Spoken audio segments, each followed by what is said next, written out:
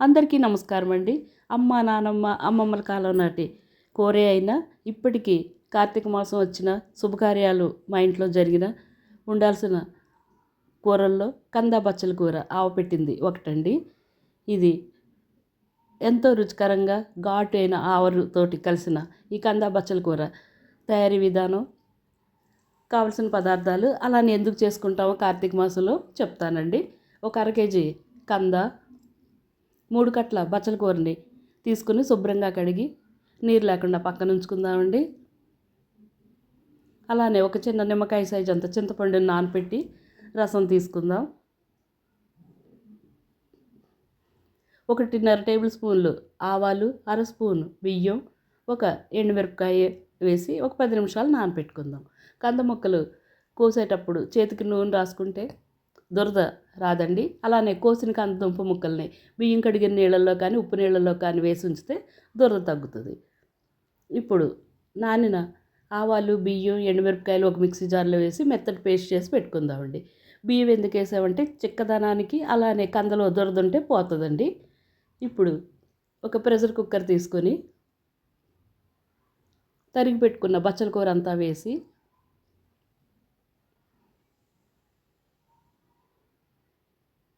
దానిలో శుభ్రంగా కడిగిన కంద ముక్కలన్నిటినీ వేసుకుని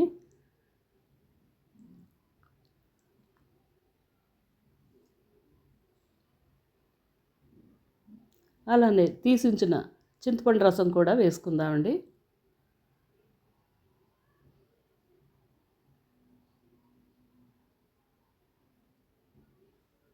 ఒక స్పూన్ పసుపు,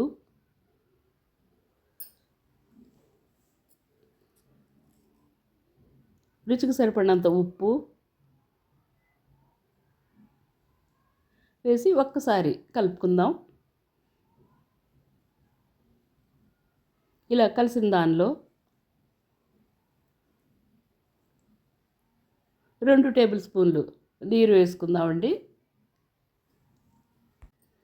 ఇప్పుడు కుక్కర్కి మూత పెట్టి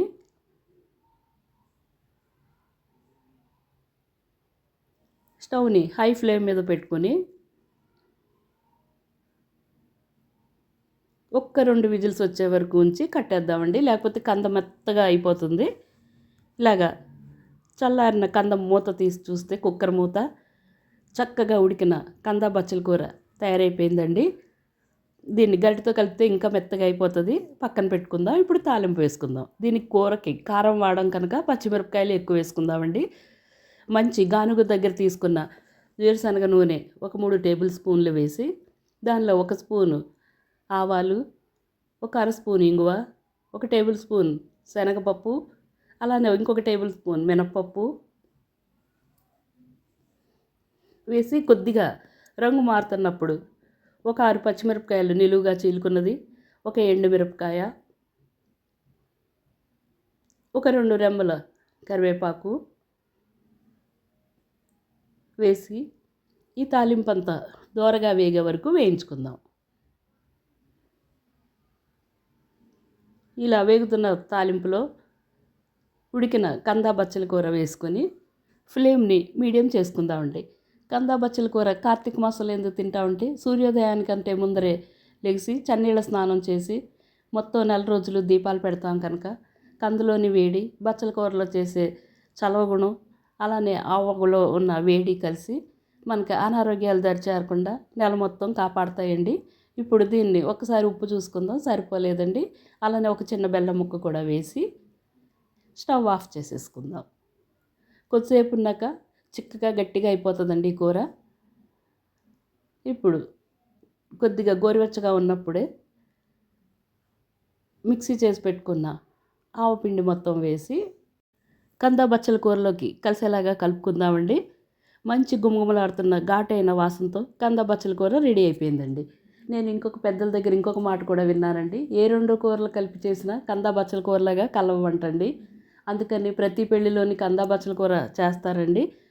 ఏ శుభకార్యాల్లో కూడా ఈ కంద బచ్చల కూర పెడతారు కనుక గుమగుమలాడుతున్న ఘాటైన కార్తీక మాసంలోనే ప్రత్యేకంగా చేసుకుంటాం కనుక ఈ కంద బచ్చల కూర మీకు నచ్చినట్లయితే ఒక లైక్, ఒక కామెంట్ మీ ఫ్రెండ్స్, ఫ్యామిలీ మెంబర్స్ అందరికీ షేర్ చేయండి. అలానే కొత్తగా ఛానల్ చూసేవారు తప్పకుండా సబ్స్క్రైబ్ చేసుకోండి.